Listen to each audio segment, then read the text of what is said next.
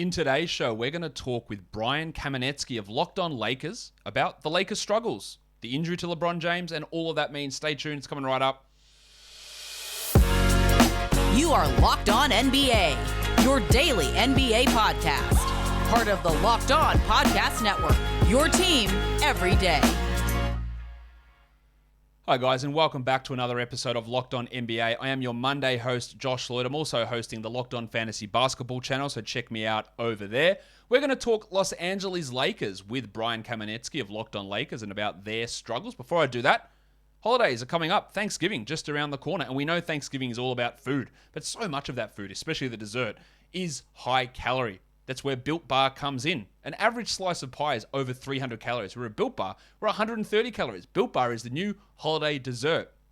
They are low carb, low fat, low sugar, but high protein and covered in 100% real chocolate. When you bring the Built Bars, bust them out for dessert at Thanksgiving, your family is going to love you. The coconut cream pie, replace that with a coconut Built Bar. Your raspberry pie, raspberry Built Bar. Bring these out at Thanksgiving and you will be everybody's hero because they taste delicious and you don't have to worry about the excess calories. Also, there's so many different flavors being brought out, so check the site regularly. And then Black Friday, big deals coming on Built Bar too. But I've got a deal for you today. Go to built.com. Use our promo code LOCKED15 and you get 15% off your order at Built Bar. So go to built.com and use that promo code LOCKED15 to save 15%. All right, so let's talk about the Los Angeles Lakers with Brian Kamenetzky, the host of the Locked On Lakers podcast. Brian, just a quiet bit of time there for the Lakers. Not much going on.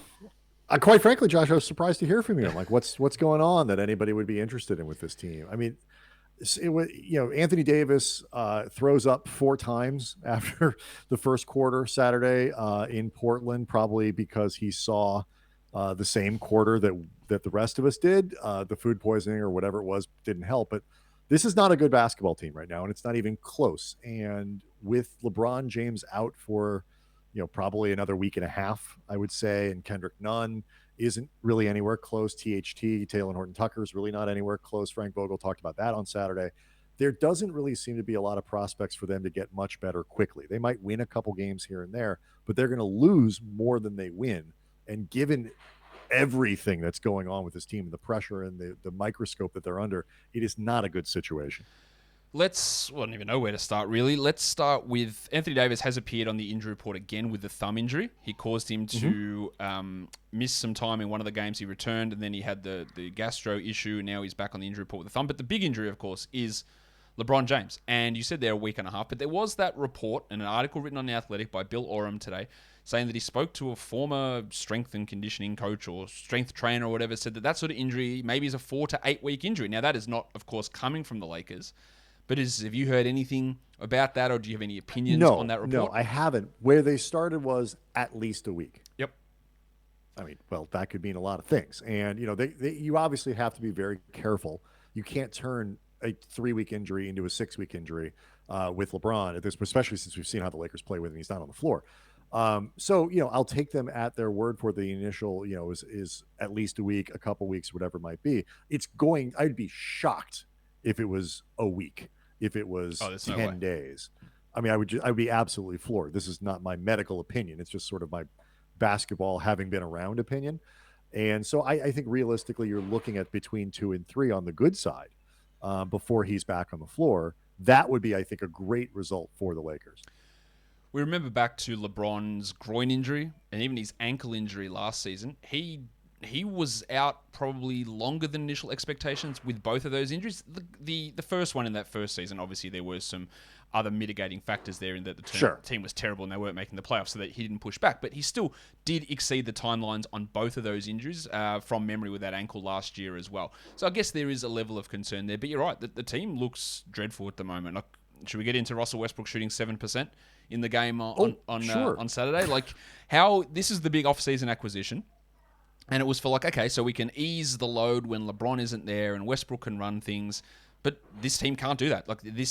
Obviously, there are a bunch of rotation players injured. But how is this team adjusting to Westbrook there? And how does he look from your eyes? Can he carry this team with LeBron out? Because the early returns would say no. No, he can't. No, I'll answer that. No, he can't carry it. Anthony Davis might be able to, but I don't think Russ can right now.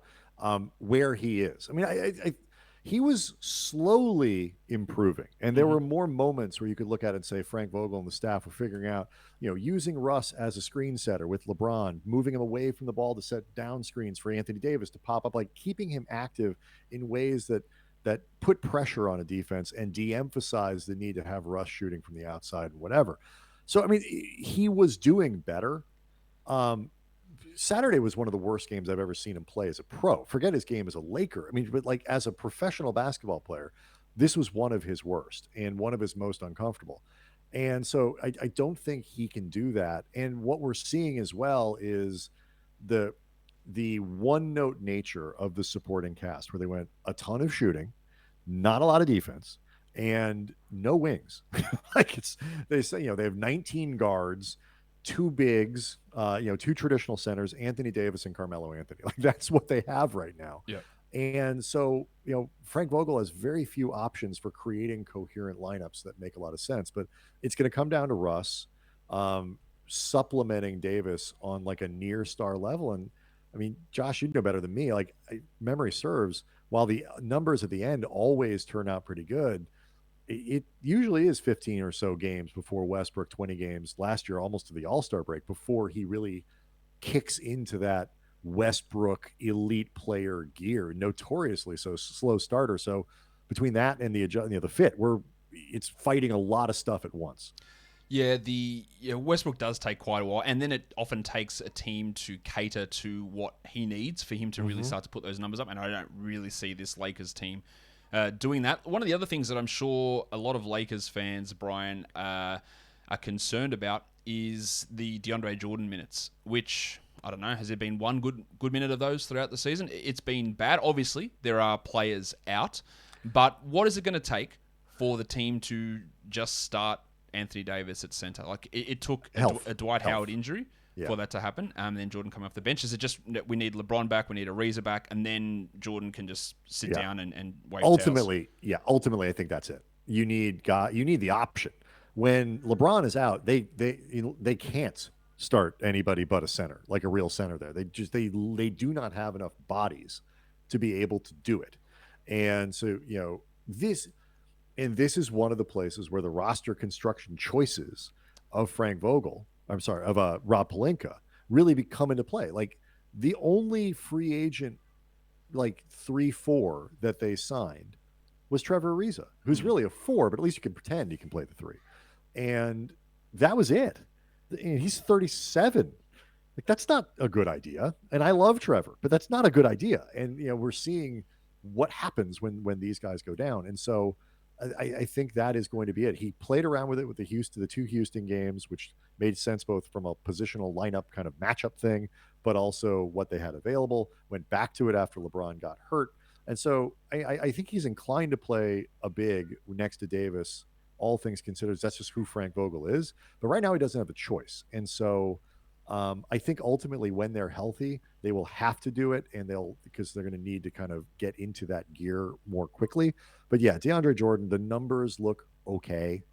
They're fine, but they're not good, and he is not good. You can just sort of look at him like he's not effective when he's out there offensively. He gums things up, and defensively, they're not getting the benefit of his supposed rim protection or whatever that you would want out there. He's getting a lot of rebounds, but those are rebounds somebody else would get if DeAndre Jordan went on the floor.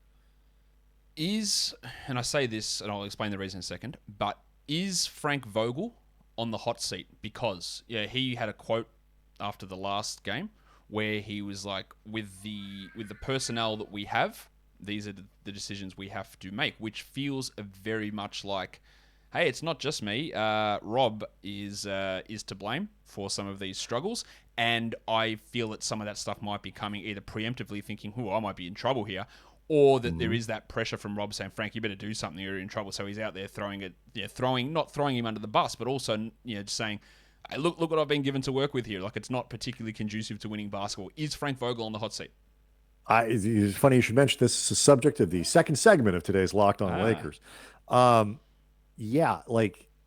No, officially, I haven't seen anything like the guys who are inside doing a lot of the reporting, the whispers, the leaking, and no. But the door has been open to this question in ways that it has never been in the last couple seasons, even when they were struggling last year, even when they had moments where things weren't working the way that you would want them to work. And this, we don't know, is Rob Pelinka the kind of guy that would throw Vogel under the bus for what essentially amount to his own roster choices? You could say LeBron and AD made the Westbrook trade, but ultimately Rob Pelinka is the general manager. Rob Pelinka put the rest of the team around him. Rob Pelinka pulls the trigger on this, as opposed to the Buddy Hield deal, where you still keep a lot of your defensive integrity. You keep a lot of, sort of the middle class of your roster, which they sold out for stars. I mean, the idea that Pelinka wouldn't also be inclined to add a third superstar to this roster doesn't make sense. I mean, this is who Pelinka is. They've tried to do this, make a big three for the last couple seasons. They tried it with Kawhi Leonard. It didn't work. They tried it with Paul George. It didn't work. So, yeah, I don't know if Rob would throw Frank under the bus. I don't know that he wouldn't. And if they lose 5 of their next 7, and they might, the conversation's going to be out there. And we'll see how they respond. Yeah, it's going to be interesting to see how that all plays out. I guess that's what happens when you try for a stars and scrubs like roster construction, and then one of the stars plays like a scrub. They can't. Everybody's like, well, this won't be the roster after the trade deadline. It may be. Like, this is not an easy roster to change because of the way it's constructed. Like you say, stars and scrubs. Yeah. They've got 2 tradable contracts. Yeah, it's like Horton Tucker and Kendrick Nunn. Yeah, that's it. Exactly. We haven't seen those 2 guys play. So maybe there is some rotation players to come back. So there's going to be some stuff that does change, but it is very intriguing. Of course, Brian, you and Andy are going to cover that for us all over on the Locked On Lakers podcast. Thanks for coming on Locked On NBA with me. Anytime.